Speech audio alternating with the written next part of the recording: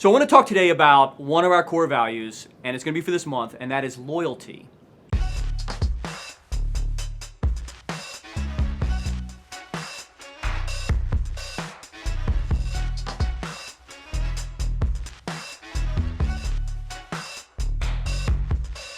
Right? Loyalty. So you guys know we have 7 core values, right? Service to the clients, service to the team, service to our community, faith, accountability, leadership, and loyalty. Okay, there are 7 core values. These are the things that hold us together. And of these 7 core values, loyalty is really the glue that holds us all together. Now, loyalty is a tricky concept, right? It's a two-way street, and some people are saying, well, Greg, you want me to be loyal to you? Of course, right? So does that mean I can't go out and get another job that's better for me or my family? It does not mean that. Does it mean that I can't fire you? No, of course not. Being loyal to you doesn't mean that I can't fire you if you're not meeting the expectations of the business. So how do we deal with loyalty in an organization like ours with like 100 people? How do we maintain loyalty to each other? And how do we maintain loyalty to our clients and to the company that we all work for and serve? I serve the company too, right? So does it mean you have to be slaves? Absolutely not. What do you think about loyalty? Well, for me, loyalty is more than words, it's just actions. We always get disappointed when somebody says, I'll be with you guys forever, I love you so much, because what we want to see is the action every day. And during COVID, we always are very lovey to each other, like, baby, I love you, baby, I love you. Everybody's seen it around the office. But during COVID, it was a really hard time of our relationship and test of our relationship because we needed, when the office closed down, we needed to work in our living room, sharing the same desk, sharing like a laptop in front of the other, dealing with employees at home. And that's when we really were able to show the love for each other. We were able to show grace to each other. We were able to show compassion to each other.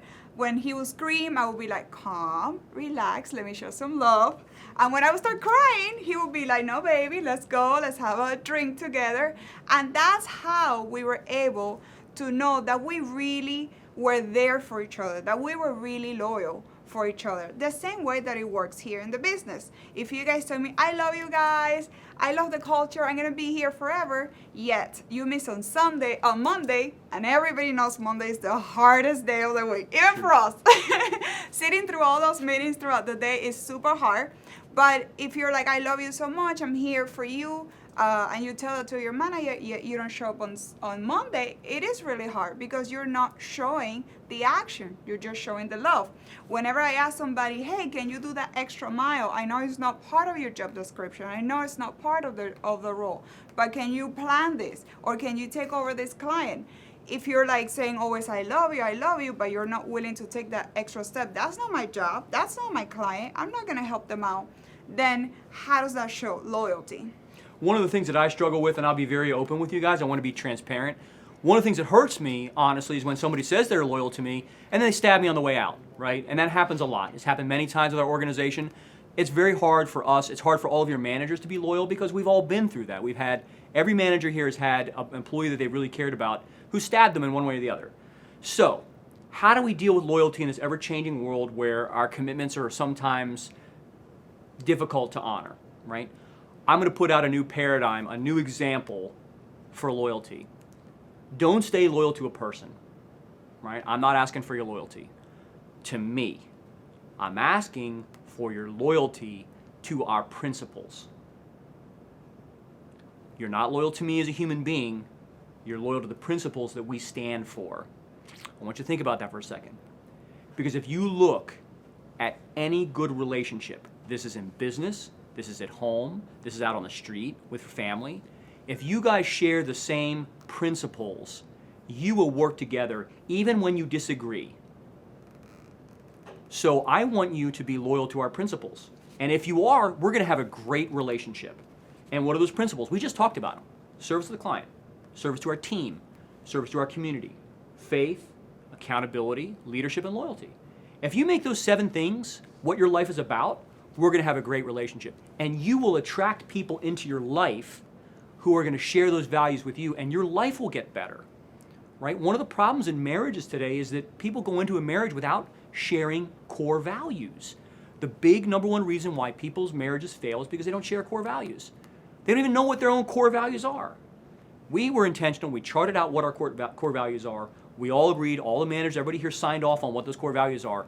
And so we ask you to be loyal to those values. And so when my wife says something like they don't go the extra mile, well, that's commitment to the client and commitment to the team. If you got a teammate who's out sick and you need to step in, that's service to the team and that's service to our clients.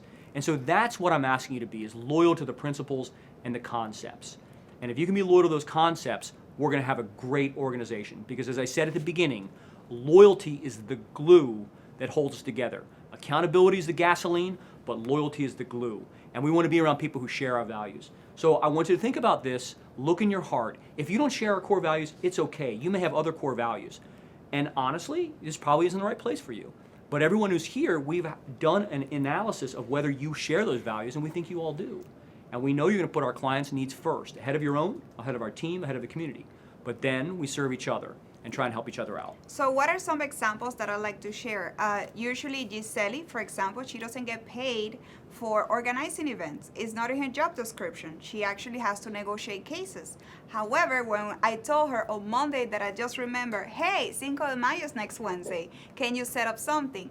We don't have to talk every day. We don't have to ever even talk. I usually talk to Gisele through her manager. However, she's showing loyalty, she's showing commitment through doing an activity, stopping what she's doing for her task of the day and going the extra mile to set up Cinco de Mayo so everybody can have a taco, so everybody can have a good time, so everybody, can have fun. Timothy, that day, he was really shy. He didn't want to be in front of the camera. He was terrified to play the trumpet, but he did it, and we had a great time playing, La Cucaracha.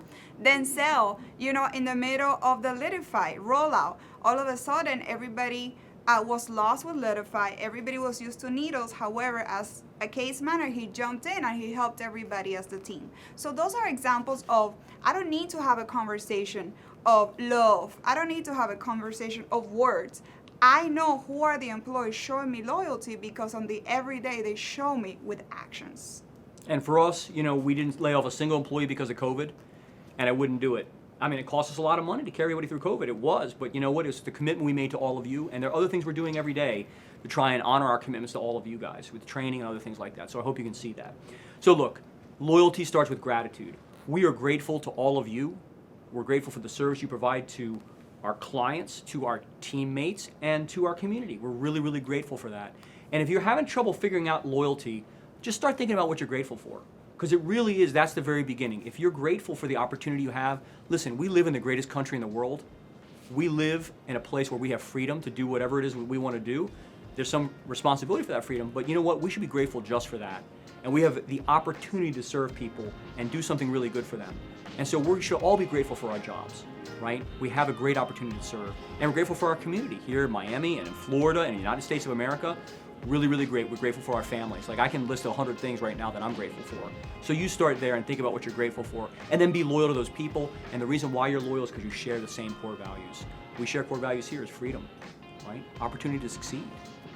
Those are really great things that underlies our society. So with that, I want you guys to think about it. I want you to think about why you're a loyal person and what it is that will make you loyal and how to increase that loyalty, because loyalty grows as well over time when you're intentional about it.